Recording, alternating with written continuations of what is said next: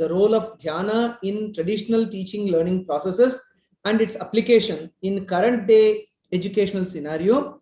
And this talk is by Professor Ramachandra Bhatt, who is my guru, my Shastra guru in Veda Vijnana Gurukula.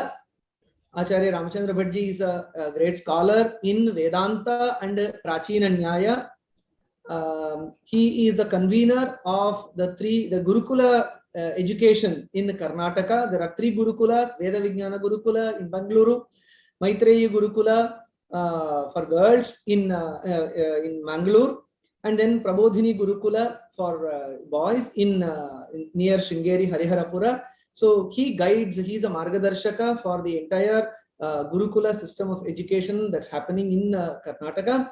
And then Acharya is also the Margadarshaka in the Bharatiya Shikshana Mandal institution under the Gurukula Prakalpa.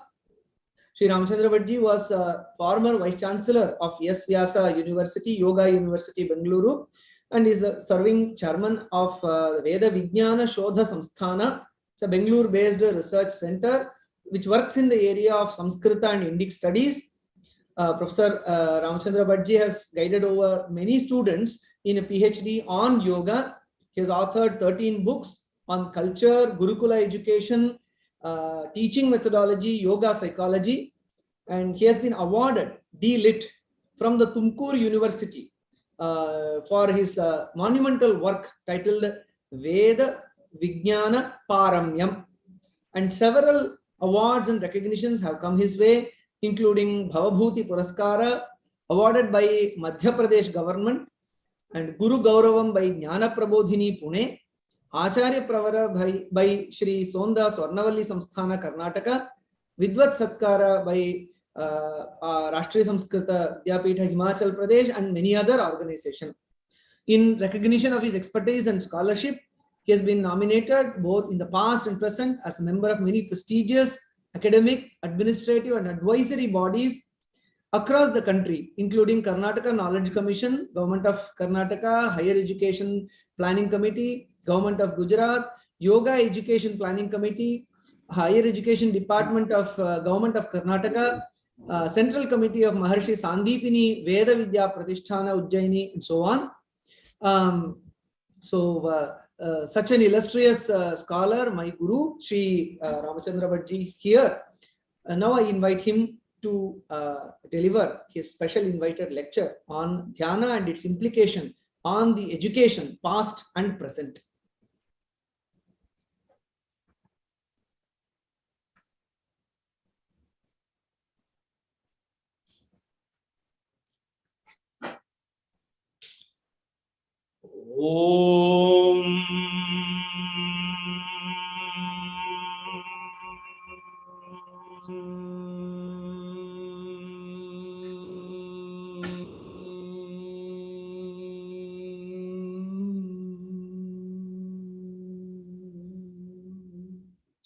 Om Namah Pranavarthaya Shuddha Jnanaikamurtaye Nirmalaya Prashantaya Dakshinamurtaye Namaha.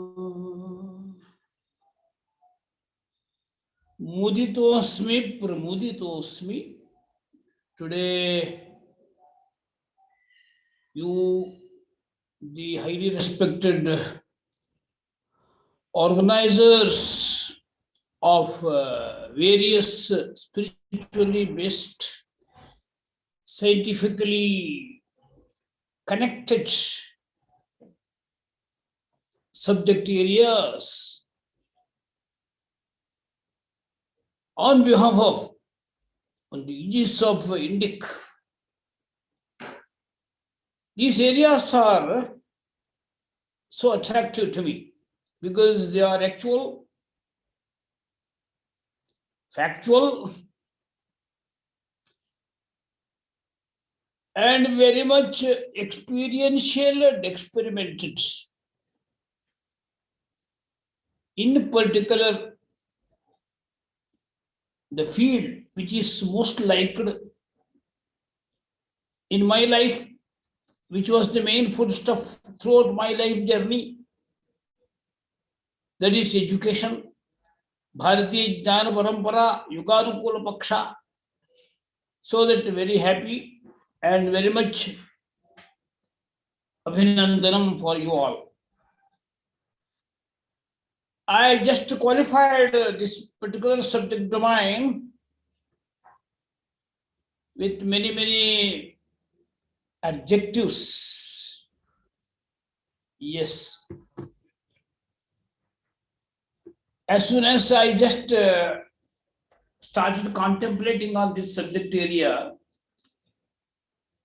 I just go back to that Himalayan water source, Ganga, Gomukha. That is the Vedic sources, Rugveda, Sama, Atharva, Saha. Already that part very much cultured by the most revered Swamiji just now, referring to many Upanishadic sources like Atmavare Shrotavya, Drashtavya Shrotavya, Mantavya, Jidhyasitavya. My area is very much connected to the present problem. That is where I wanted to give some justice and nurture and culture that domain. Because now NEP is there before us, National Education Policy or New Education Policy, where we wanted to bring novelty, and using that recommendation, we wanted to revolutionize the whole education system, whether it is Shala Shikshana or higher Shikshana, upper.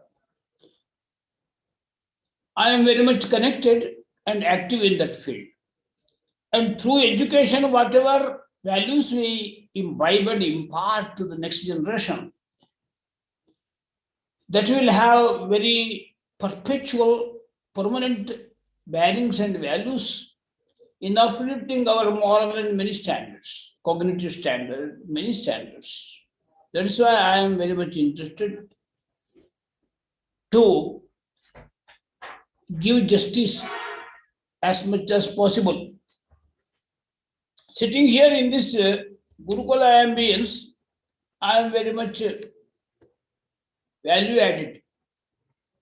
I am supported by actual and factual, something experiential and more experimented, more evidence-based.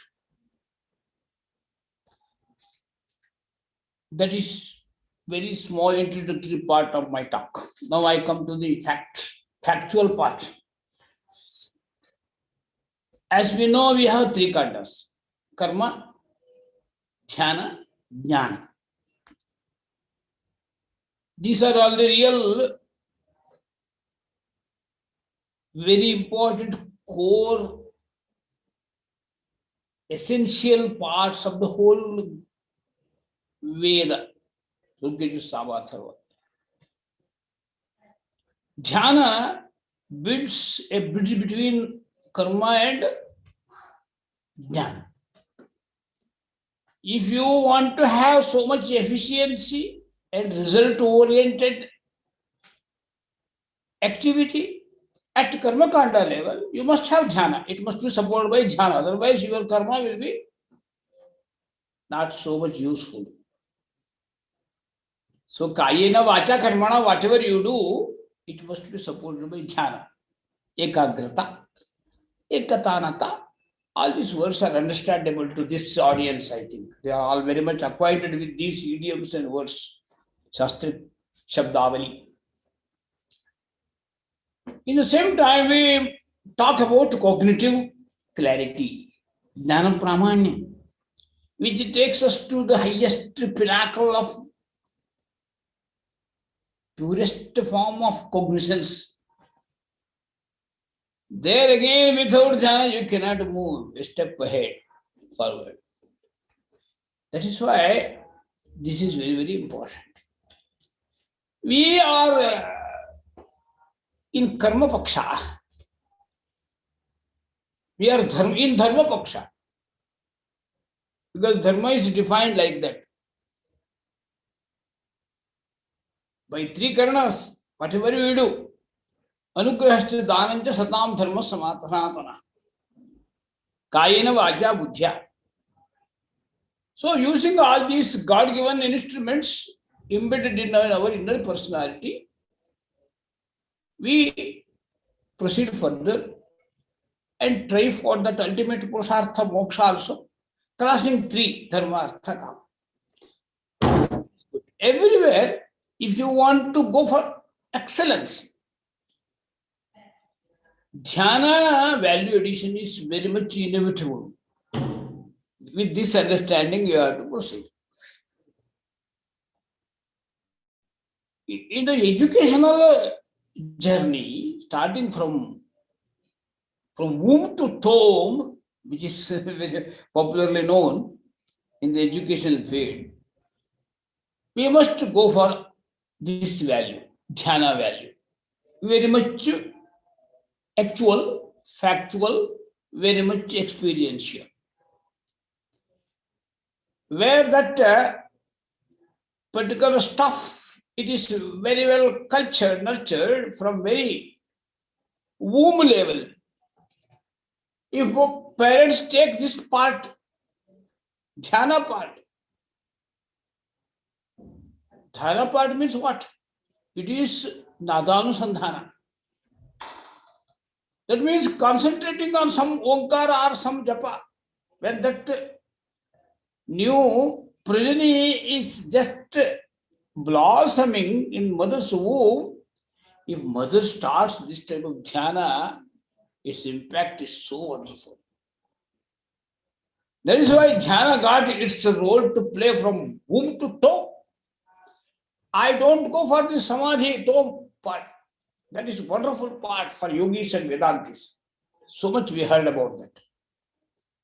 But at very starting level, beginning level, athaom of our life journey, if mother, father both take this value, Ishtadevata dhyana, that is whatever deity they like, there they concentrate and channelize their mental power so that they will be proper modules for parenthood. Udatta Mata, Udatta Pita. Just to make them supporting for Adishila, we must go for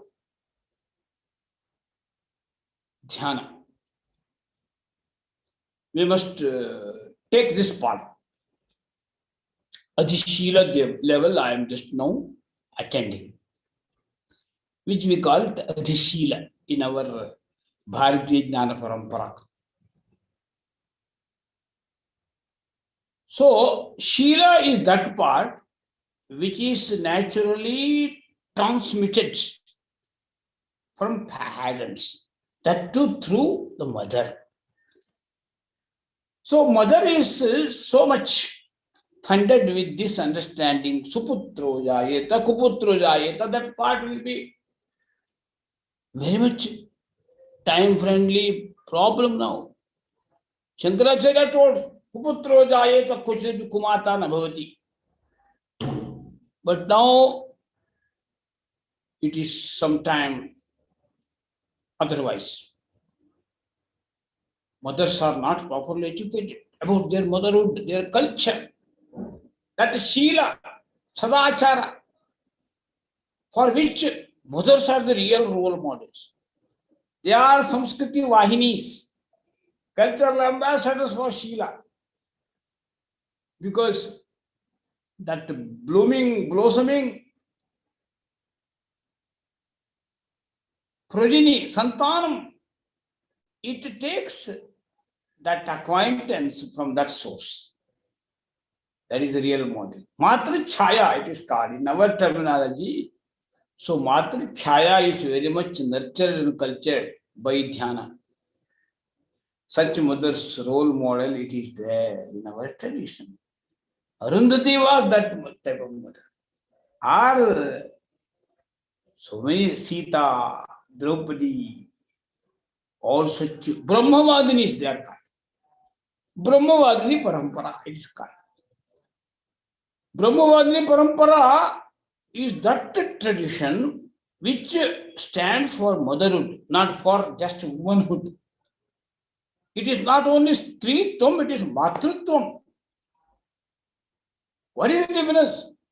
More and more channelization of mind and samskara among mothers, that will help you to cultivate that Adhishila Shikshana at that tender age, up to that 7th or 8th, or in this particular period, modern age, it is 11th to 12th, that particular span of time of everyone's life span, life journey, that is called Adhishila. So in that Adhishila Shikshana, Dhyana got its own very, very importance. That is why when you mother is there growing in the mother's womb, or it takes birth and gradually growing up, you must arrange that Dhyanam. What Dhyanam it is? Nadanusandhanam. So that child will be always while going for sleep and just waking up. You facilitate that Omkara Dhvani or Pradasmaranam or some ragas like Bhopali, like Hamsadhvani, like so many such Shankarabharana, Bhairavi. You need not go for its scholarly competency part, but its impact, which helps for emotional culturing. That is called emotional culture. Some ragas are so much, they are very much helpful for purification of mind. For that, we can just organize that type of Nadopasana. It is called Nadopasana. In that particular age, Nadopasa or Nadanusandhana. I don't go for any big jugglery or something Dhyanam or something Upasanam. They are very great. For Shastric exercise, understanding and research, that is wonderful. For education, for the sake of education, that too for tender children, growing, blooming, blossoming children. This Nadopasana, this Nadanusandhana, it is very much helpful. It cultivates the Shila. What is the Shila? It is training our karma, jnana, indriyas, and all our emotional faculties. Like basically they are on other side, Shraddha will be there, on other left side, Kama also there, instinct should be there. What that particular emotion to be cultured through that mechanism, your dhyana mechanism, that is very, very important dhyana. There. If you just play flute and play some ragas, and so while just listening to that very waves, dhvani, nada, children get motivated. And their prana shakti covering all 72,000 nadis will be activated and vibrating. And gradually, when pranamaya kosha is purified and manomaya kosha is sublimated, emotionally purified, gradually child's growth physically also very much healthy. In the same time, intellectual growth also becomes very natural. Consequently, from that very age, whatever you say, that what is an emotional quotient or intelligence quotient, everything will be blooming. Because spiritual quotient is very much addressed by you parents. Once this Adhishila is properly taken care of, very basic, strong basic foundation is laid down, after that the child grow very naturally. That is why for that again another supporting thing added, that is called Dvitiya Janma Upanayana. It is irrespective of their gender and color, this and all that. Upanayana is Dhi Diksha, that Dhi Diksha, Gayatri Upasana is a wonderful validation in that natural process, growth in that academic and research area. These basic things are culture and nurture. Child will take care of its own growth and identifies its own distinct areas of its interest and aptitudes. Then whether it is brilliant in mathematics or science or in something activity centered cultivations or Vanijya Shastra or Vijnana Shastra, any Shastra, Vedanta, Nyaya, Mimamsa, Vyakarna, any area they can grow. That is what the system laid down in our Rishi Parampara. Next, you come to the Chitta level, Adhichitta. Chitta level, it is after more or less 10th of one's age or 12th. In that particular juncture, that very necessity arises and child naturally takes a small shift. So that more than Matri Chaya, it only prefers and likes to be in the company of knowledgeable people. Those who can share their knowledge. Those who can give more and more light of knowledge, information, knowledge and wisdom. Because child will develop that type of inquisitiveness, questioning, prashnika pravritti will be more. It starts asking questions and questions while moving in the garden, while moving with friends. Why, what, where, which, how, all series of that interrogative utterances comes from that child. Then you have to address nature. That is called Karanikaranam, Pramanikaranam, Avivyakti-karanam, Samajiki-karanam. That is how these words we use at Adhichitta level. Whenever it raises that question, you go on answering and answering. So it will be asking about cause and effect. Sometime it will be asking about impact. Sometime mathematical questions for basic competency related mathematical questions. Gunakara, Bhagakara. Somewhere even why this man is laughing, why this flower is blooming. Like that inquisitiveness grows. More and more questioning, more and more answering, or eliciting answers. This process is very active at Adhichitta level. That is why we call it Karanikarana. Karanikarana also, it presupposes that mental channelization, because child will be watching. So this ant is moving slowly. And this was yesterday in that closed posture. Now it is blossomed. Why it is? That is why every activity, every sound, every form, every structure, everything creates more and more inquisitiveness. It is leading to that. So question will be freely expressed by growing Kumara. So that Bhagavata says, that is the real area of cognizance, expansion of cognizance. Kaumara chale prajnaha dharman Bhagavata niha. Srimad Bhagavatam says. So in this Kumara Bhava, adolescence, more and more of Karanikarana, reasoning, analyzing, synthesizing, calculating, computing, whatnot, everything. It grows. This is Chitta level. All these basic competencies will be ignited, activated. So beautiful it is. So that this Abhivyakti-karanam also. Abhivyakti-karanam means it starts expressing.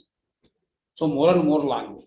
We are talking in national education policy, we talk. At that age, they have wonderful, enormous competency, capacities to grasp many languages. You give 1, 2, 3. Now, so much discussion going on about Sanskritam. Is it so tough? Nothing tough. I myself in my Agrahara, how could I study Mahakavyas, Champu Ramayanas, Champu Bharatas, Adi Kavi, Panchamahakavya, everything so easily? Because that much competency will be embedded, God given. That we utilize and channelize. That's all. For that, it is again Dhyanameva. That is why get up early in the morning and Brahma Murta, go for Pancha, Pranayama, Omkara Dhyana, and Gayatri Japa. That is called again another part of Nadam And in the same time, when you just move around in the garden, look and learn, start children or Kumaras, adolescent boys, they go on grasping and understanding. In our Gurukulam, we create that type of. So small group with accompanied with Mataji or Acharya, just move around. Whenever, whatever type of questions are asked, we go on addressing and sharing our knowledge. Sometimes they give knowledge to us, sometimes we give. There is no any classification between teacher and taught or Acharya and Antevasi. Going together, enriching each other's cognizance, knowledge level. That is Adhijita. And then it is leading to Adhiprajna. So that Prajna Vivekam Labhate Bhinnaihi Agama Darshanaihi. That is how Bhartahari puts it. Prajna Vivekam Labhate. What is that ingredient of Prajna Shakti? It is Viveka Shakti. What is that Viveka Shakti? Distinguishing good and bad, acceptable, unacceptable. That Viveka. This Viveka Buddhi arises slowly at Prajna level. For that, it is Guru Upasadanam, Guru Pada Padme eva Bhutva Adhyanam. It is not something online, Pratyaksha Shikshana.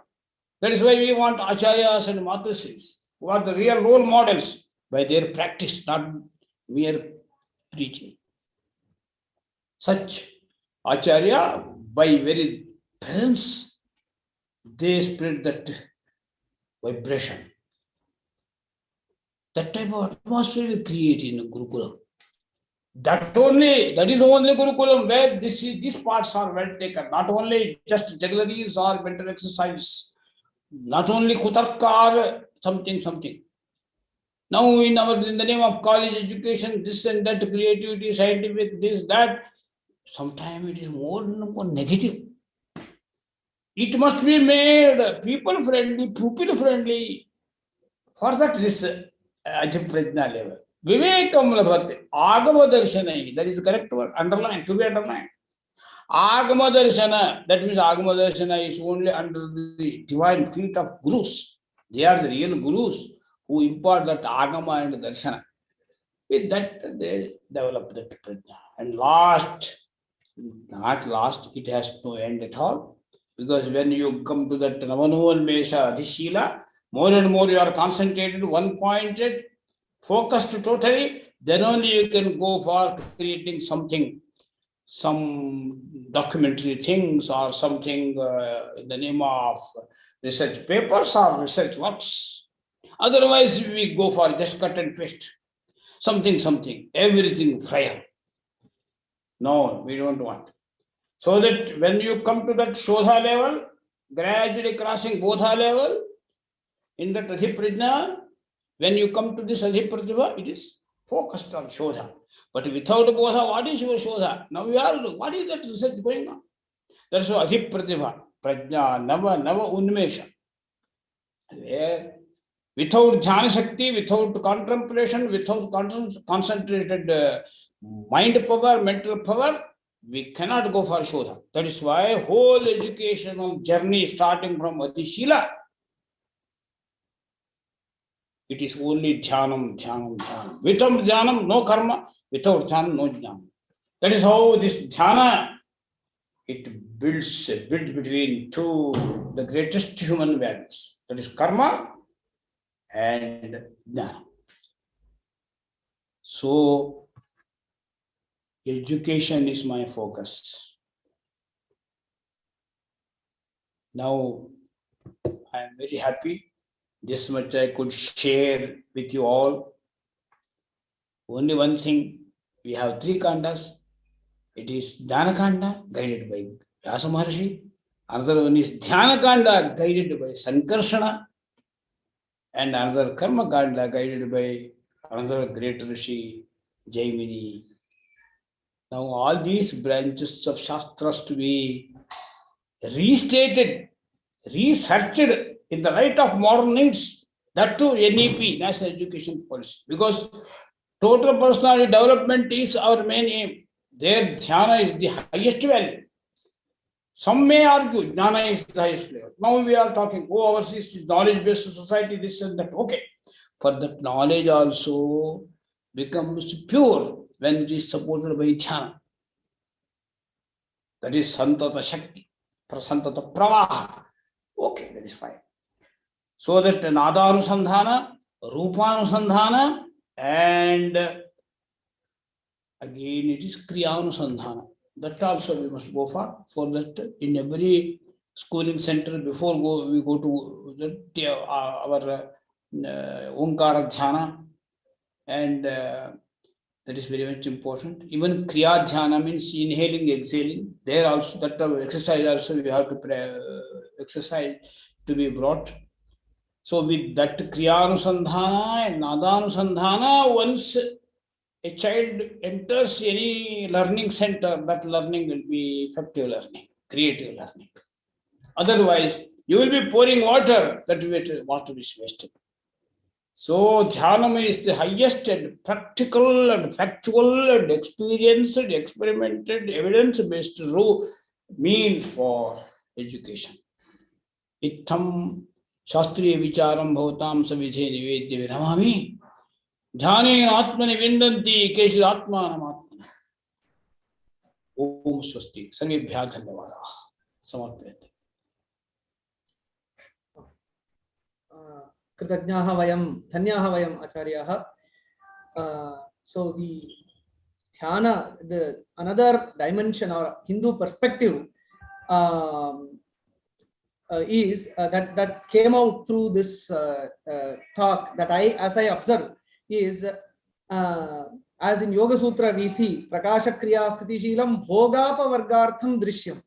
So dhyana, as it has a apavarga dimension, it has a laukika dimension also, where it slowly, this, if you call it as bhoga or in the worldly experience dimension also, it slowly takes us through the various stages of life and finally leads us to the apavarga. So these two aspects, bhukti mukti, bhoga apavarga. So these are the two sides which are never ignored in Hindu traditions.